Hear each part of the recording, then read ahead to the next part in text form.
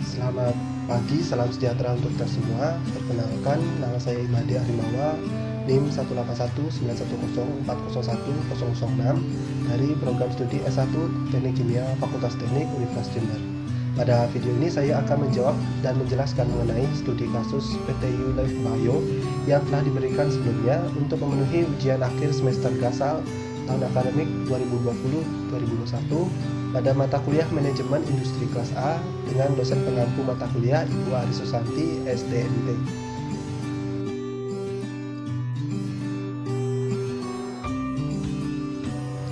Adapun studi kasus yang digunakan pada video ini yaitu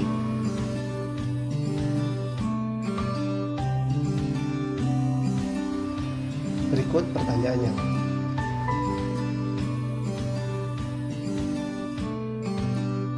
Dari studi kasus dan pertanyaan tersebut, pandangan dan pendapat saya mengenai studi kasus tersebut adalah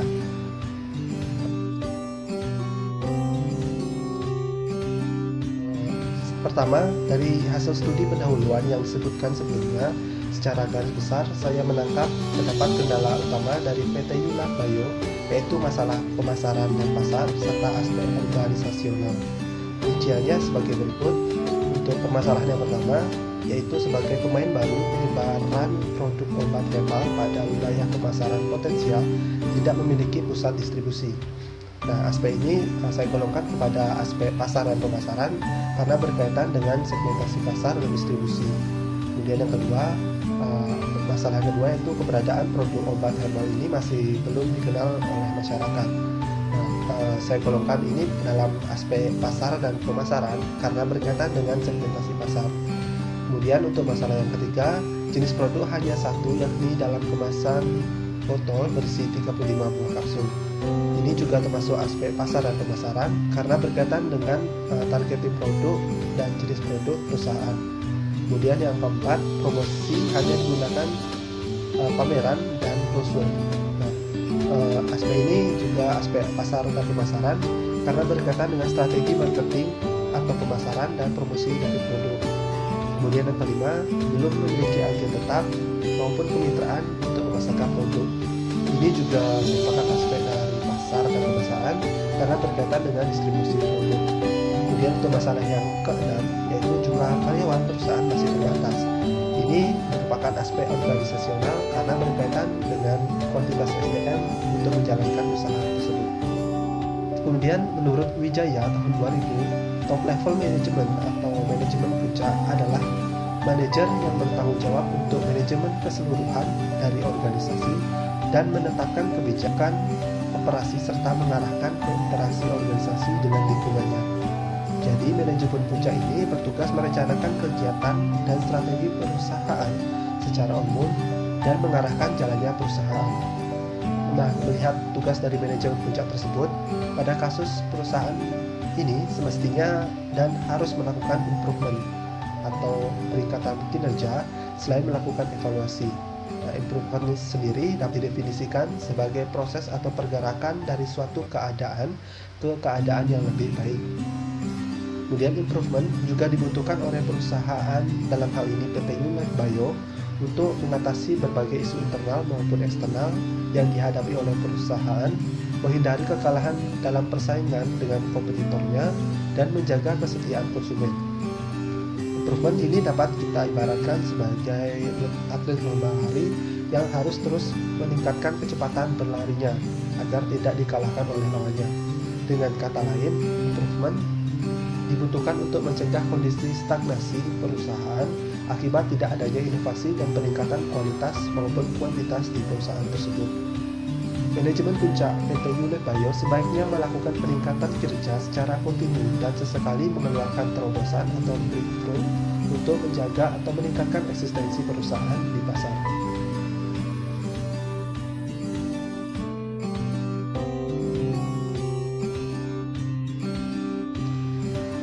Berdasarkan studi pendahuluan dan analisis aspek masalahnya, manajemen puncak juga dapat melakukan studi kelayakan pasar terutama pada aspek pasar dan pemasaran serta aspek organisasional.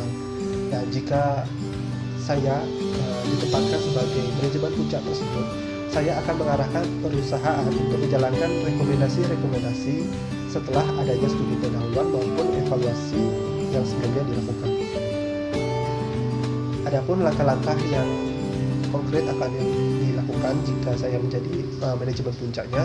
Yang pertama, untuk masalah pertama, sebagai pemain baru, penyebaran produk obat herbal pada wilayah pemasaran potensial tidak memiliki pusat distribusi, dan untuk masalah 5, belum memiliki agen tetap maupun kemitraan untuk memasarkan produk.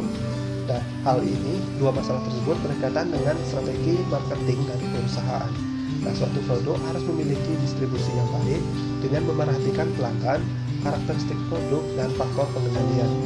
Aksi konkret yang dapat dijalankan yaitu dengan menambah dan bekerjasama dengan usaha-usaha ataupun pedagang swalayan untuk membantu distribusi dari produk herbal ini, terutama berkaitan dengan segmenting, marketing, dan positioning dari produk perusahaan sendiri. Produk herbal dipasarkan pada wilayah urban atau perkotaan karena warga perkotaan biasanya memiliki jadwal yang padat, sehingga membutuhkan suatu produk herbal yang instan. Dalam hal ini tidak dibuat sendiri seperti halnya yang terjadi di pedesaan. Kemudian untuk masalah 2, keberadaan produk obat herbal ini masih belum dikenal oleh masyarakat. Dan masalah 4, perusahaan hanya menggunakan pameran dan brosur. Nah, dua masalah ini berkaitan dengan promosi dan produk perusahaan. Jadi untuk suatu produk dapat dikenal oleh masyarakat tentunya karena adanya promosi yang secara masif dan produk itu memiliki keunikan tersendiri. Aksi konkret yang dapat dilakukan yaitu dengan penggantian ataupun penggunaan logo, label, merek yang sekiranya dalam masyarakat disebut sebagai unik dan mudah diingat oleh masyarakat. Hal tersebut akan membantu masyarakat untuk selalu ingat dengan produk perusahaan. Setelah mengetahui logo atau merek yang unik, perusahaan selanjutnya menggencarkan promosi dan memanfaatkan promosi melalui media sosial. Nah, karena seperti yang kita tahu, pada zaman ini media sosial itu merupakan media yang paling sering diakses oleh masyarakat urban dibandingkan dengan media konvensional lainnya seperti koran, majalah, ataupun pameran. Dengan menggunakan media sosial seperti Instagram, Facebook, ataupun Twitter, masyarakat yang akan sering melihat produk ini juga akan secara lambat laun akan mengenal produk kita melalui media sosial. Maka dari itu didorong juga perusahaan untuk memiliki media sosial sebagai wujud branding dan promosi perusahaan tersebut secara langsung. Yang ketiga, jenis produk. Untuk masalah yang ketiga, yaitu jenis produk hanya satu, yakni dalam kemasan botol atau berisi 35 buah kapsul. Nah, untuk mengatasi masalah ini, perusahaan harus melakukan terobosan ataupun improvement terhadap produknya. Karena seperti yang kita tahu juga, tidak semua orang menyukai obat yang berbentuk kapsul. Sebagian menyukai sirup ataupun jenis obat yang lainnya. Nah, perusahaan perlu memproduksi jenis produk yang berbeda agar dapat menjangkau konsumen yang lebih luas dan tidak hanya menyukai obat dalam bentuk kapsul. Kemudian untuk masalah yang keenam, yaitu jumlah karyawan perusahaan masih terbatas. Nah, hal ini dapat ditangani dengan melakukan studi kelayakan dalam aspek organisasional. Manajemen puncak perusahaan akan mengawali dengan pembuatan Gantt chart untuk memberikan gambaran mengenai pekerjaan dan tugas yang akan dikerjakan. Tentunya selama perusahaan berdiri. Kemudian ditentukan desain jabatan untuk melaksanakan tugas tersebut, termasuk dengan job desk dan spesifikasi dari sumber daya manusia yang akan dibutuhkan. Selanjutnya, membuat struktur organisasi yang cocok untuk perusahaan yang akan didirikan, atau dalam hal ini PT Yulah Bayo. Dan terakhir, menentukan sistem penggajiannya.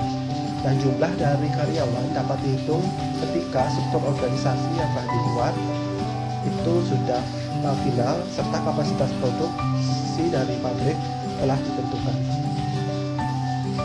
Demikian video singkat dari saya. Mohon maaf apabila masih terdapat kesalahan pengucapan maupun diksi. Terima kasih telah menonton video ini. Selamat pagi.